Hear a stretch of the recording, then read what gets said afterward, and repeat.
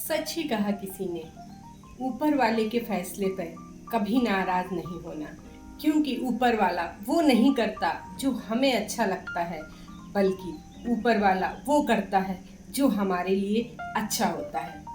आज आपको एक छोटी सी कहानी सुनाते हैं। एक व्यक्ति था। एक बार वो एक पानी के जहाज में यात्रा करने के लिए निकला और निकल पड़ा कि अब उसे तो सारी दुनिया घूम के लौटना है। जहाज थोड़े देर बीच में ही समुद्र के पहुंचा था कि अचानक ही तूफान आ गया और तूफान की थपेड़ों में जहाज जो है वो टूट गया। और जब उसकी नींद खुली, जब वो बेहोशी से देखा तो उसने देखा कि वहाँ जहाज भी नहीं था जिस पे वो घूमने निकला था, और वो तो एक टापू के किनारे पड़ा हुआ था। उसने चारों तरफ देखा, उसे कुछ नजर नहीं आया। वो ऊपर आकाश में अपने हाथ उठाकर भगवान से प्रार्थना करने लगा, हे प्रभु, कोई मदद भेजो, मेरे लिए कुछ तो मेरी व्यवस्था करो, मैं यहाँ रह के क्या करूँगा।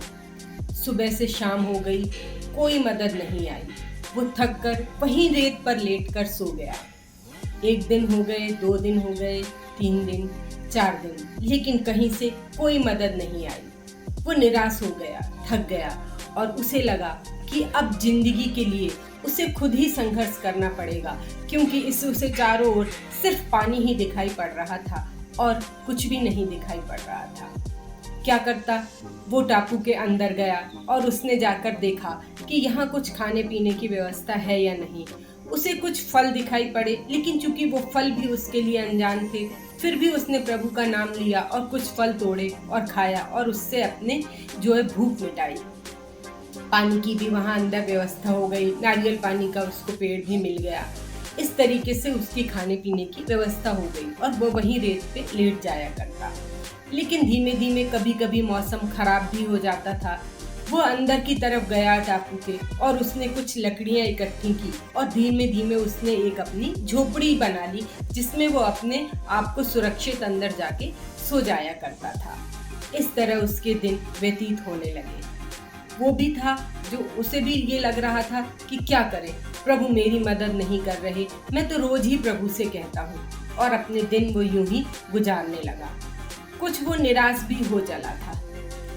कभी कभी वो समुद्र में थोड़े अंदर तक जाता, कुछ मछलियां पकड़ लाता और उन्हें भी भूंज के खा के अपना जीवन यापन करने लगा।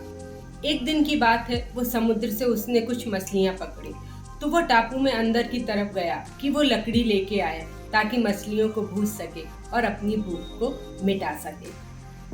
वो जब अंदर की तरफ गया, तभी जोर की आंधी पानी आई और उसने जो थोड़ी सी आग बाहर जला रखी थी, वो न जाने कैसे उड़ के उसकी झोपड़ी की तरफ चली गई। और जब वो लौट के आया तो उसने देखा कि उसकी जो झोपड़ी थी वो धू धू करके जल रही थी। उससे रहा ही नहीं गया। उसके जो धैर्य की सीमा थी वो पूरी तरीके से खत्म हो गई और वो कहने लगा, प्रभु आप मेरी कुछ मदद तो कर नहीं रहे, और मैंने जैसे तैसे अपने रहने के लिए ये झोपड़ी बनाई थी और आपने इसको भी जला दिया, अब मैं क्या करूं। बहुत ही उदास हो गया और उसी रेत पे जाके औंधे मुंह जाके वो लेट गया। और उसने जब उसकी आंख खुली सुबह, तो उसने देखा उसके सामने एक पानी का जहाज खड़ा हुआ था। उसके आश्चर्य की सीमा ही ना रही कि ये कैसे आ गया। मैंने तो कोई मदद भी नहीं भेजी, कोई पुकार भी नहीं की, और जब मैं पुकार रहा था तब मेरी कोई मदद किसी ने सुनी नहीं। ये अचानक कैसे आ गया। जहाज का जो कैप्टन था वो बाहर आया और बोला कि चलिए, आप किसी मुसीबत में हैं? तो उसने कहा, हाँ, मैं यहाँ इस टापू पे फंस गया था। उसने अपनी सारी कहानी सुनाई। लेकिन आपको किसने कहा, आपको किसने मेरी मदद के लिए भेजा? बोले, आप ही ने तो कर फायर सिग्नल दिया था कि आप यहाँ परेशानी में हैं। तब उसको याद आया कि उसकी झोपड़ी में आग लग गई थी और शायद ये जहाज वहाँ से गुजर रहा था, और इसने ये समझा कि मैंने उन्हें फायर सिग्नल दिया।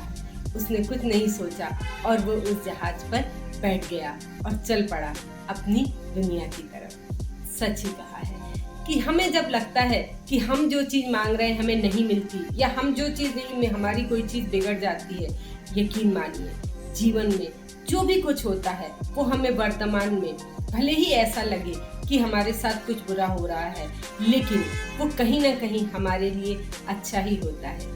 ईश्वर पर विश्वास बनाए रखिए और हाँ, जीवन में कर दिखाइए कुछ ऐसा कि लोग भी करना चाहें आपके जैसा। कैसी लगी ये छोटी सी कहानी थी। फिर मिलेंगे एक नई सोच, एक नई पहल के साथ। मैं नीला।